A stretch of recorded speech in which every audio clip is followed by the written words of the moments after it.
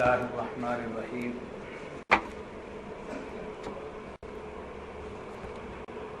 نحمده ونصلي ونسلم على حبيبه الكريم أما بعد فقد قال الله تبارك وتعالى في شأن حبيبه الكريم إن الله وملائكته يصلون على النبي يا أيها الذين آمنوا صلوا عليه وسلموا تسليما اللهم صل على سيدنا مولانا محمد وعلى آل سيدنا ومولانا محمد وبارك وسلم صلاة وسلاما عليك يا رسول الله فقد قال الله تبارك وتعالى في القرآن المجيد والفرقان الحميد فأعوذ بالله من الشيطان الرجيم بسم الله الرحمن الرحيم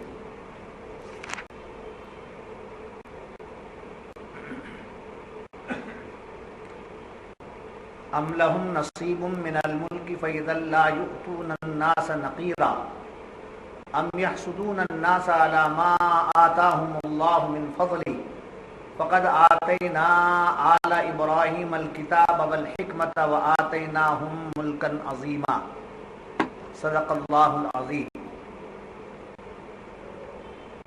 کیا ملک میں ان کا کچھ حصہ ہے؟ ایسا ہو تو لوگوں کو دل بھر نہ دیں یا لوگوں سے حسد کرتے ہیں اس پر جو اللہ نے انہیں اپنے فضل سے دیا۔ تو ہم نے تو ابراہیم کی اولاد کو کتاب اور حکمت عطا فرمائی اور انہیں بڑا ملک دیا۔ معزز حاضرین و سامعین، گزشتہ صحبت میں مدینے کے یہودیوں کا اسلام دشمن اور حضور اکرم صلی اللہ علیہ وسلم کی شان و عظمت میں گستاخی کا مسئلہ اور حالات ہمارے سامنے آئے۔ یعنی جہالت کی وجہ سے مسلمانوں کے مقابلے میں کافروں کو ہدایت یافتہ کہنے لگے۔ تو یہاں ایک بات یہ ہے کہ وہ جاننے والا عالم تھا، کعب ابن اشرف جو تھا وہ عالم تھا، اور اس نے ابو سفیان کے کہنے پر یہ کہہ دیا کہ آپ کا دین کیا ہے، آپ کا دھرم کیا، آپ کا دین کیا ہے، کیا تعلیم ہے آپ کے دین کی؟ تو ابو سفیان نے یہ کہا کہ ہم کعبے کے متولی ہیں، ہم حاجیوں کی خدمت کرتے ہیں، ہم زمزم کی حفاظت کرتے ہیں، ہم نیک کام کرتے ہیں، اور ہم میں سے ہی محمد رسول اللہ صلی اللہ علیہ وسلم بے دین ہو گئے معاذ اللہ۔ اس طریقے سے وہ راستہ بھٹک گئے معاذ اللہ، اور اپنے باپ داداؤں کے طریقے کو چھوڑ کر، وہ دین کو چھوڑ کر، وہ مکہ بھی چھوڑ کر چلے گئے۔ اب اس نے کعب ابن اشرف نے کہا اس اعتبار سے تو آپ محمد رسول اللہ صلی اللہ علیہ وسلم کے مقابلے میں آپ لوگ ہدایت پر۔ تو اس پر قرآن یہ بیان کر رہا ہے جو گزشتہ آیت میں بھی آئی بات کہ علماء یہود کی جہالت، علماء کہاں عالم ہیں مگر جہالت کا لفظ ہے۔ کیا وجہ؟ جب اس کے اندر نبی کی گستاخی پیدا ہو جاتی ہے کسی کے اندر تو اس کا علم اس کے جہالت کی طرف نہیں چلا جاتا، علم نہیں رہتا وہاں، وہ کیا بن جاتا ہے؟ جاہل بن جاتا ہے۔ جو پڑھ لکھ کر نہیں ہے اسے جاہل نہیں کہتے، اسے ان پڑھ کہتے ہیں۔ جو نہیں پڑھ کر لکھ کر ہے اس کو کیا کہتے ہیں؟ ان پڑھ آدمی چھوڑ، سمجھے؟ اگر کوئی پڑھ کر اس کے خلاف چلتا ہے تو جاہل ہے، بڑا جاہل ہے۔ کیا جاہل ہے؟ حافظ قرآن ہے، وہ بلا ہے، سمجھے؟ بڑا جاہل معلوم ہوتا ہے، بات کرنے کی تمیز نہیں ہے، دین سمجھتا نہیں ہے۔ کیا ہے؟ کون جاہل؟ جس کا علم نفع نہ دے، جس کے پاس علم ہو اور اس کا علم اس کو نفع نہ دے تو وہ جاہل ہے، اور جو بالکل پڑھ لکھ کر نہیں ہے اسے کیا نہیں کہتے؟ جاہل نہیں کہتے بلکہ ان پڑھ کہتے ہیں۔ تو قرآن کریم نے کیا بیان کیا؟ وہ جاہل ہیں وہ لوگ جو علم رکھنے کے باوجود محض دشمنی کی وجہ سے مشرکوں کو کیا بتا دیا؟ ہدایت پر بتا دیا کہ آپ لوگ ہدایت یافتہ ہیں. تو معلوم ہوا یہ کس وجہ سے ہوا. ایسی باتیں انہوں نے کس وجہ سے کی؟ دو وجہ تھی ان کے پاس. ایک بخل تھا، ایک حسد. بخل اور حسد کی وجہ سے انہوں نے ایسی حرکات کی ہیں جس کا ذکر اس آیت مبارکہ میں بیان کیا جا رہا ہے. ام لہم نصیب من الملک، کیا ملک میں ان کا کچھ حصہ ہے؟ اللہ پوچھتا ہے کیا ملک ان کا ہے؟ کیا وہ ٹھیکیدار ہیں؟ ملک تو میرا ہے، اس میں کیا ان کا حصہ ہے؟ جس کا جو ہے، جس کی جو ملک ہے وہ جس کو چاہے دے دے، غیر آ کر اس کے اندر دخل نہیں دے سکتا. تو ساری کائنات کا مالک اللہ ہے. اللہ پوچھ رہا ہے کیا ان کو میں نے دیا ہے؟ یا یہودیوں کو میں نے دیا؟ کافروں مشرکوں کو میں نے دیا؟ نہیں، میں نے جو کچھ دیا میرے محبوب کو دیا ہے. میرے ملک میں ان کا کوئی حصہ نہیں ہے. اگر ان کا کچھ حصہ دے دیتا میں ان کو تو دل ڈالنے کو جگہ نہیں دیتے تھے. ان کا یہ حال. کن لوگوں کا؟ کفار و مشرک. تو یہ ان کی ملک نہیں ہے. کائنات ان کی ملک نہیں. کس کی ملک ہے؟ اللہ کی ملک ہے. اللہ نے فرمایا میرا ملک، میری ملکیت میں میرے محبوب کو دے دیا. ان کو دیتا تو ان کے پاس وہ چیز استعمال نہیں کر سکتے تھے، کسی کو دیتے نہیں تھے. کیوں؟ یہ بخیل لوگ ہیں. یہ کیا ہے؟ بخیل لوگ ہیں، کسی کو دیتے نہیں تھے. اس کا ذکر کر کے قرآن ہوگا ام لہم نصیب من الملک. اس کا شان نزول سن لیجئے گا. شان نزول یہ ہے کہ مکے مدینے کے یہود حضور اکرم صلی اللہ علیہ وسلم کے تعلق سے طرح طرح کے اشکالات بیان کرتے، اعتراضات، سمجھے؟ اشکالات، اعتراضات بیان کرتے، جس میں کہتے کہ نبوت تو ہماری چیز ہے. چونکہ یہ کس کے اندر آ رہی تھی نبوت؟ بنی اسرائیل. کس میں آ رہی تھی؟ بنی اسرائیل میں. ہماری ہے، یہ ہماری چیز. یہ جب ہماری اولاد میں سے نہیں تو یہ نبی کیسے؟ ایک سوال تو یہ کیا انہوں نے. نبوت ہمارے پرکھوں سے، بڑوں سے ہمارے میں آ رہی تھی اور نبوت یہودیوں کی چیز ہے. یہ محمد رسول اللہ صلی اللہ علیہ وسلم ہماری خاندان کے نہیں ہیں، ہماری اولاد کے نہیں ہیں، ہمارے بڑوں کے نہیں ہیں، یہ یہودی نہیں ہیں تو یہ نبی نہیں ہو سکتے. ایک بات تو ہوگی. دوسری بات یہ کہ نبی وہ ہے جو بڑا ہی غربت میں گزارے، تکلیف میں گزارے. مگر یہ کیسا نبی ہے؟ نبی بھی ہے اور حکومت بھی ہے ان کی. نبوت کا اعلان بھی ہے اور حکومت بھی ہے. سلطنت اور نبوت دونوں مل کے نہیں رہ سکتے. لہذا یہ غلط ہے، یہ نبی نہیں ہے.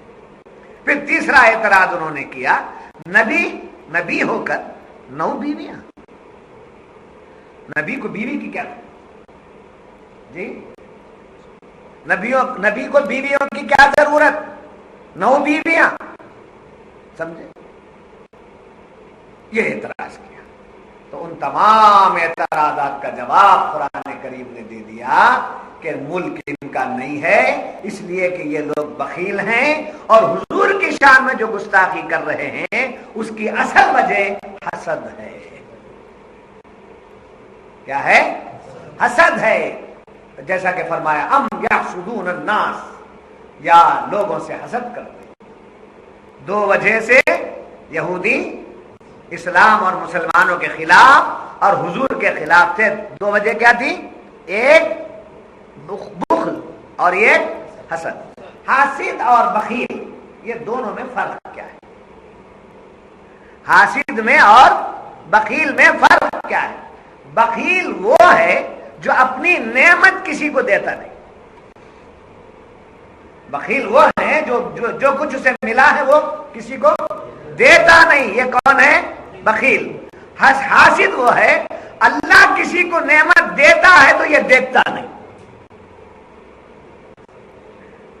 جی، اللہ کی نعمت کسی کو نہ ملے، میری نعمت میں کسی کو نہ دوں، اپنے کے پاس جو کچھ ہے وہ کسی کو نہ دینا، یہ کس کا کام ہے؟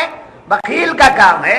اور اللہ کسی کو نعمت دے تو اس کو دیتا ہوا یہ دیکھنا نہ چاہنا یہ کس کا کام ہے؟ حسد کرنے والے کا کام ہے. اس لیے یہ نبیوں سے حسد کیے، یہاں تک کہ تاجدار مدینہ احمد مجتبی محمد رسول اللہ صلی اللہ علیہ وسلم پر بھی اعتراض کیا. تو یہ ان کا اعتراض کیا ہے؟ لغو ہے، لا یعنی ہے، بیکار ہے. کچھ جان ہے اس کے اندر؟ مفسرین پوچھتے کچھ جان ہے اس کے اندر؟ ان کے اندر نبوت، ارے نبی بنانا اللہ کا کام ہے، نبوت کا دینا اللہ کا کام ہے. اللہ جس کو چاہے دے دے.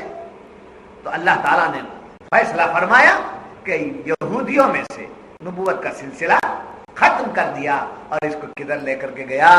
بنی اسرائیل میں سے نکال کر بنی اسماعیل میں لے گیا. جی حضرت ابراہیم کے اولاد حضرت اسماعیل علیہ السلام میں لے کر گیا.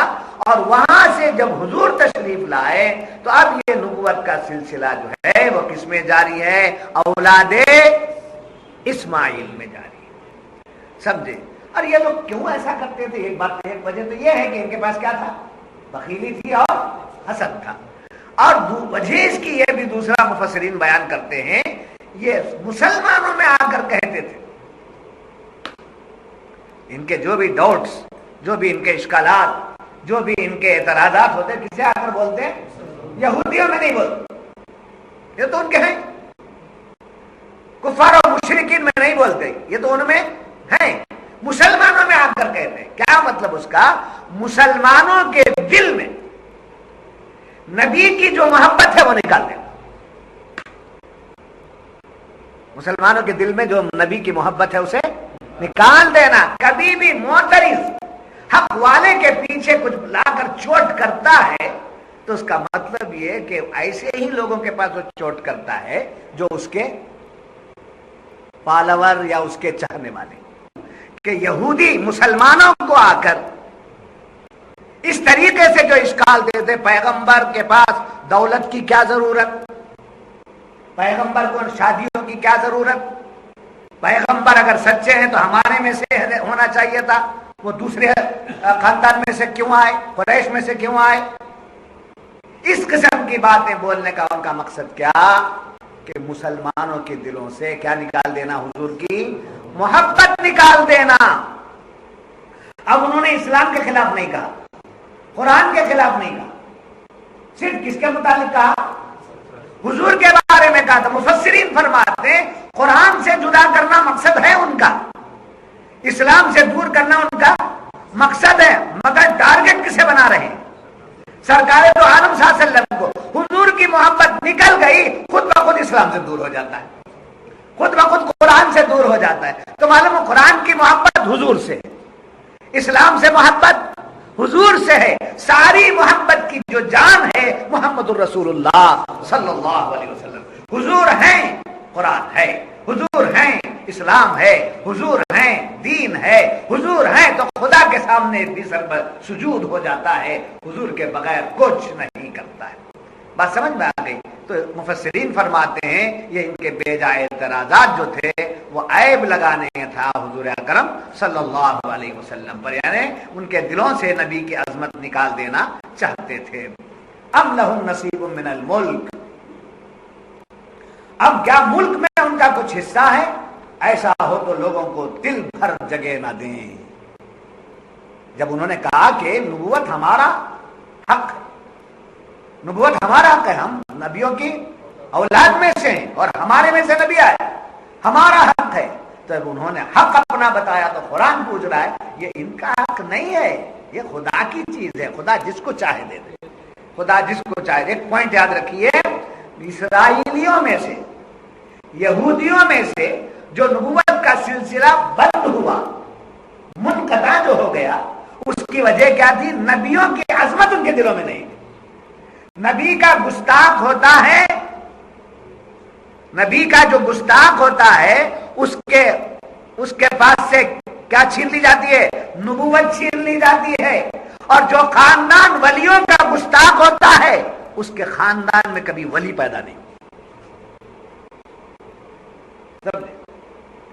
گستاخوں کے گھرانے میں ولی نہیں پیدا ہوتا، گستاخوں کے سمجھے گھرانوں میں نیک لوگ پیدا نہیں ہوتے. یہ اللہ کا ان پر عذاب ہے. تو معلوم ہوا کہ مفسرین فرماتے ہیں قرآن جا بجا انبیاء کرام کے واقعات بیان یا ایک اور بات جا بجا انبیاء کے واقعات قرآن میں ہے. 3 چیزیں میں اس سے پہلے بھی بتایا ہوں. قرآن میں 3 باتیں. ایک اوامر و نواہی. کیا ہے؟ اوامر و نواہی. یہ کرو یہ مت کرو, ایسے رہو ایسے مت رہو, ایسا کرو ایسا مت کرو. کرنے کا حکم کیا میں داخل ہے؟ اوامر میں داخل ہے. منہیات کو کیا کہتے ہیں؟ نہیں. نہیں کو منہیات کہتے ہیں. جی یہ 2 باتیں, یہ ایک بات ہوگی. دوسری بات قرآن میں کیا ہے؟ قصص. کیا ہے؟ قصص. انبیاء کرام کے قصے سمجھے, اس زمانے کے نبیوں کی امت کے اولیاء کے قصے, حضور اکرم صلی اللہ علیہ وسلم کی امت کے اولیاء کے عظمتیں اس میں کیا ہے؟ بیان ہے. جی. اور پھر تیسری بات کیا ہے؟ راز و رموز, اسرار, معرفت جسے کہتے ہیں, اسرار جسے کہتے ہیں, یہ بھی قرآن میں. یہ تینوں چیزیں ہیں سمجھے. اب یہ 3 چیزوں میں سے ایک چیز میں جو آپ کو بتا رہا ہوں وہ یہ کہ جا بجا نبیوں کے قصے بیان ہوئے قرآن میں. جی. حضرت سلیمان کا ہے, حضرت داؤد کا ہے, حضرت موسیٰ کا ہے, حضرت عیسیٰ کا ہے, جی, حضرت ابراہیم کا ہے, حضرت اسماعیل کا ہے. سب پیغمبروں کے قصے جا بجا قرآن میں بیان ہیں. ان کے قصے کے ساتھ ساتھ ان کے عاشقوں کے قصے بھی قرآن میں موجود ہیں. جی. اور ان کے دشمنوں کے حالات بھی قرآن میں بیان کر دیے گئے. نبیوں کے دشمنوں کے جو حالات ہیں ان کے بھی قصے بیان, جیسے فرعون ہے, قارون ہے, شداد ہے, نمرود ہے, ان کے قصے بھی بیان ہو گئے. آصف برقیہ ہے, جی, آصف برقیہ کا واقعہ قرآن کے اندر بیان کر دیا گیا. اور اصحاب کہف کا قصہ قرآن کے اندر بیان کر دیا گیا. تو اصحاب کہف کا قصہ, آصف برقیہ کا قصہ, ایسے اولیاء کے قصے بیان ہوئے. یہ سب کیوں بیان ہوئے ہیں؟ انبیاء کے واقعات اس لیے بیان ہوئے ہیں تاکہ نبیوں کی عظمت ہمارے دلوں میں مضبوط ہو. ہمارے اوپر الزام ہوتا ہے اہل سنت پر کہ بار بار نبیوں کے قصے, بار بار حضور کی تعظیم. قرآن اٹھا کے دیکھو, سارا قرآن حضور کی تعظیم کا نام, سارا قرآن حضور کی نعت کا نام. ایک لفظ ایسا نہیں ہے جو حضور کی نعت سے خالی. سمجھے؟ انبیاء کی تعریف ہو رہی ہے قرآن کے اندر. وجہ کیا ہے اس کی؟ کیا مقصد ہے؟ نبیوں کی عظمت دل میں آ جائے. اور ایک پوائنٹ یاد رکھیے, نماز کی تاکید قرآن میں ہے. نماز کے فضائل بیان ہوئے ہیں, نماز پڑھنے کا اجر و ثواب دیا گیا ہے, مگر نماز کے متعلق سمجھے عظمتیں یا وہ بیان نہیں ہے جو نبیوں کے شان کے مطابق ہے.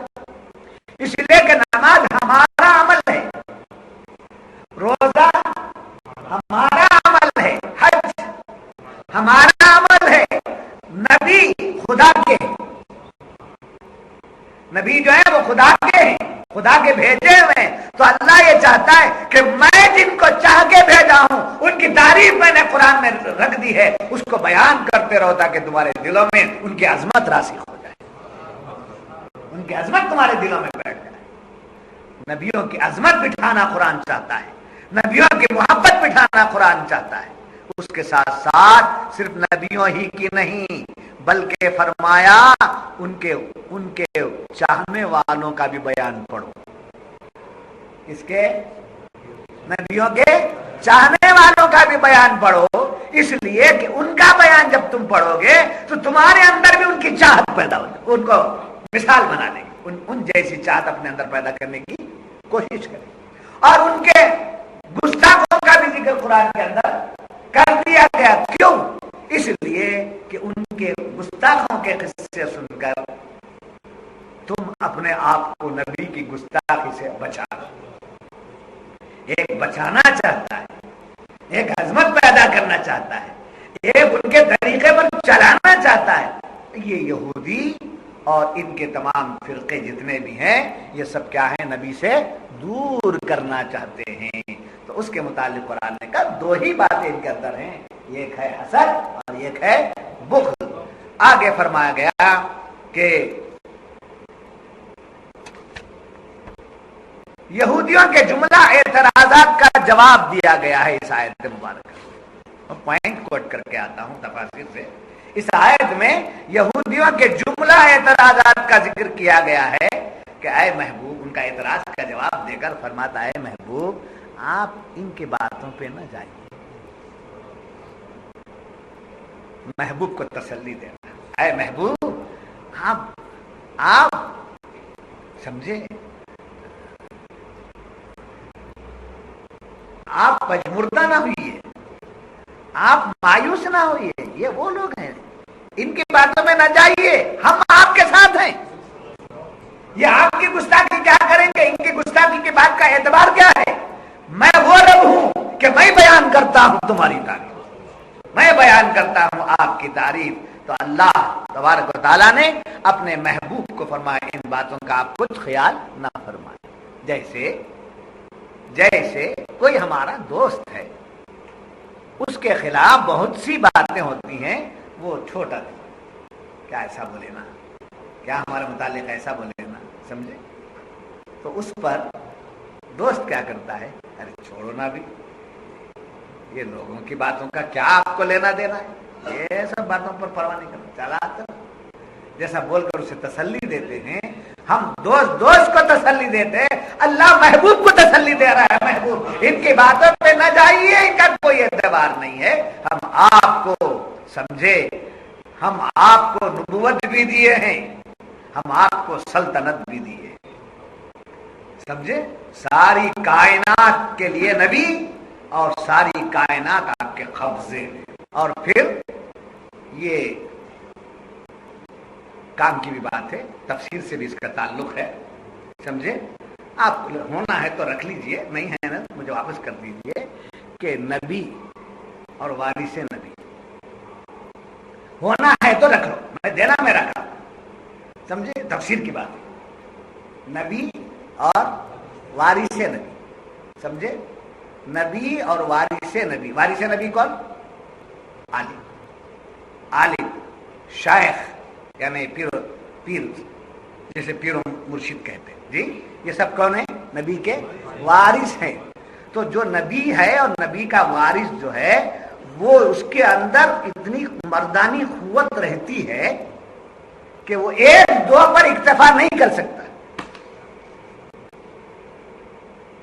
پسند آیا تو رکھ لینا، میں واپس دے دینا، میں واپس لینے کو تیار۔ اس کے سوا جو لوگ ہیں وہ ایک پر ہی بس کر چھپتے ہیں، اپنا آپ کو چھپاتے ہوئے، اور ایک شرما کے چلے، سمجھے۔ اور یہ وارث نبی کیا ہے؟ پیروں کو اٹھا کے دیکھو، پیروں کی تاریخ دیکھو، بزرگوں کی تاریخ دیکھو، خواجہ غریب نواز کی تاریخ دیکھو، حضور غوث الثقلین کی تاریخ دیکھو، سمجھو، اور بزرگوں کی تاریخ دیکھو، تاریخ پوری بھری پڑی، سمجھے۔ جب جس کے اندر کیپیسٹی نہیں ہے ہنس کے چلا، جس کے اندر ہے وہ آنکھ مچولی کر لیتا ہے، کسی کو پتہ بھی ہونے نہیں، سمجھے۔ یہ چیزیں ہیں۔ تو کثرت ازدواج ہونا یہ نبی کی سنت میں، پھر بھی یہاں لا کر امت کو نبی کے برابر نہیں کیا گیا، امت کو یہ 4 سے زیادہ رکھنے کی اجازت نہیں دی گئی ہے۔ اگر 4 کے ساتھ 5 بھی لا لیا تو 5 کے 5 حرام ہو جائیں گے۔ 4 کو رکھ کر 5 بھی لایا تو 5 بھی حرام ہو جائے گا، مسئلہ ہے۔ تو بہرحال آپ تو اعتراضات کرنے والوں کا جواب قرآن دے رہا ہے، یاد رکھیے۔ ام لہم نصیب من الملک، 3 منٹ باقی، پھر بقیہ باتیں کل۔ ام لہم نصیب من الملک فإذا لا يؤتون الناس نقیرا، کیا ملک میں ان کا کچھ حصہ ہے؟ ایسا ہو تو لوگوں کو تل بھر نہ دیں۔ تو یہ تل بھر نہ دینا اس بات کو ثابت کر رہا ہے کہ وہ لوگ کیا ہیں؟ بخیل ہیں، سمجھے، وہ لوگ بخیل ہیں۔ پھر فرمایا ام یحسدون الناس، یا تو لوگوں سے حسد کرتے ہیں۔ تو 2 چیزیں ان کے اندر بیان، یہ بخل اور یہ حسد. یہ دونوں چیزیں کسی میں نہیں ہونا چاہیے, اور یہ دونوں چیزیں اللہ والوں کے پاس نہیں ہیں. یہ لنگر لگاؤ, وہ 11ویں کرو, وہ 12ویں کرو, وہ تو فاتحہ کرو, وہ نیاز کرو, جو کھلاتے ہیں نا اہل سنت میں, وہ کئی کو بخیلی نکالنے کے واسطے. کیا نکالنے کے لیے؟ بخیلی نکالنے کے واسطے. اگر یہ نہیں ہوتا تو سال میں سمجھے ایک 50 میٹر کپڑا لے کے بانٹ کے بیٹھ جاتا, 50 میٹر کپڑا لے کر 2-2 میٹر بانٹ کے بیٹھ جاتا, میں بہت کام کر دیا, سمجھے. پھر اس میں سے کسی اور کو جو ہے چندہ دے کر کے بیٹھ جاتا, حساب کتاب نہیں رکھتا. یہاں کیا کہا بزرگوں نے؟ فرض بھی ادا کرو, واجب بھی ادا کرو, مستحب بھی ادا کرو. جیسا کہ حضرت علی مرتضیٰ رضی اللہ عنہ سے لوگوں نے پوچھا, یا امیر المومنین زکوٰۃ کا نصاب کیا ہے؟ زکوٰۃ کا نصاب کیا ہے؟ تو حضرت علی نے پوچھا, کیا شریعت کا نصاب بولوں یا علی کا نصاب بولوں؟ کیا پوچھے؟ شریعت کا نصاب پوچھتے ہو یا علی کا؟ اب وہ ایسے لوگ تھے, علم کے حریص تھے, آج بلا کر دیے تو لینا مشکل. وہ علم کے حریص تھے, ایک پوائنٹ صاحب کہہ دیتے, شریعت کی بات پوچھ رہے ہیں ہم, آپ کا لے کر ہم کیا کریں گے, یہ بول سکتے تھے. مگر وہ حریص تھے, علم کے حریص تھے, سمجھے. تو انہوں نے کہا اچھی بات ہے, شریعت کا بھی بتا دیجیے, علی کا بھی بتا دیجیے, دونوں. تو حضرت علی نے فرمایا شریعت کا نصاب 2.5% ہے. جی, شریعت کا نصاب 100 کو 2.5 روپیہ ہے, یہ شریعت کا ہے. اور علی کے پاس نصاب 100 کا 100 خدا کے راستے میں دے دے, 100 کا 100 خدا کے راستے میں دینا کس کا نصاب ہے؟ یہ علی کا نصاب ہے. اور 100 میں کا 2.5% دینا شریعت کا نصاب ہے. تو معلوم ہوا اولیاء کرام, یہ لنگر, یہ فاتحہ, یہ نیاز, یہ ہے کیا, وہ ہے کیا. ارے کنجوس, تجھے کنجوسی نکالنے کے لیے سب باتیں لائی, سمجھے. نہیں کھلاتا, کسی کو نہیں کھلاتا, گھر میں نہیں کرتا مت کر, فاتحہ نہیں کرتا نہیں کر مت کر, مگر بتا تیرا پیسہ بچا ہے کیا؟ ڈاکٹروں کے حوالے ہوا, وکیلوں کے حوالے ہوا, بیماروں کے حوالے ہوا, پاکٹ ماروں کے حوالے ہوا, سمجھے. یا نہیں تو تجھے گلا دبا کر مار کے اوروں کے حوالے ہوا. اس لیے پہلے سے کیا کر, لے جا کر بزرگوں کی بینک میں ڈپازٹ کر دے, اس کے بینک میں, خواجہ کی بینک میں, سمجھے, اور